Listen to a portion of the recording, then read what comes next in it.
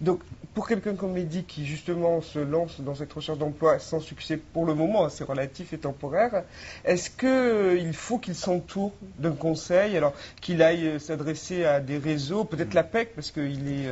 Écoutez, c'est sans doute un bon conseil de lui donner ça, en effet, parce que on ne peut pas rester seul dans une recherche d'emploi, à moins d'être soi-même un professionnel de la question. Mais comme vous.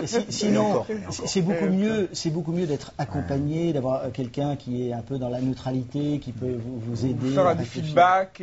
Donc c'est ce que vous faites à la FIGE. C'est totalement ce qu'on fait à la FIGE. C'est-à-dire que si, je ne sais pas si Mehdi est jeune diplômé, si Mehdi est jeune diplômé, qui viennent à la FIGE, ça lui coûtera rien. C'est gratuit. Tous nos services pour les étudiants et jeunes diplômés sont des services gratuits. On essaye tant bien que mal de se faire financer par les pouvoirs publics, mais ça c'est un autre sujet. Donc effectivement, l'accompagnement est une chose très importante parce que le moment de la recherche d'emploi est un moment dans lequel on a, on va dire, une certaine fragilité et on a besoin d'avoir du feedback, un retour et de conseillers emploi qui sont des spécialistes, mais aussi, c'est une chose qu'on fait à la FIGE dans le cadre d'ateliers collectifs, un retour de la part des autres avec qui on peut partager des expériences de la recherche d'emploi, puisqu'on s'adresse quand même à des jeunes. Vous voulez dire qu'on s'entraîne par exemple à l'entretien d'embauche ou on s'entraîne à faire son CV, voilà, ces ateliers? C'est des ateliers dans lesquels on va travailler sur le projet professionnel, parce qu'effectivement on ne peut rien faire sans un projet professionnel. Donc ce que disait totalement, voilà. Totalement. On va s'entraîner ensuite Enfin, on va comprendre comment on fait un bon CV.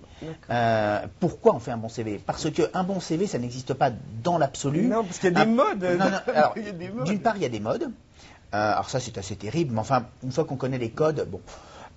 D'autre part, un CV va être différent selon les personnes et selon les secteurs. Il y a des secteurs dans lesquels on va insister sur uniquement ou quasi uniquement sur les éléments de formation et d'expérience professionnelle, et d'autres secteurs sur lesquels on va être plus ouvert sur d'autres types d'expériences.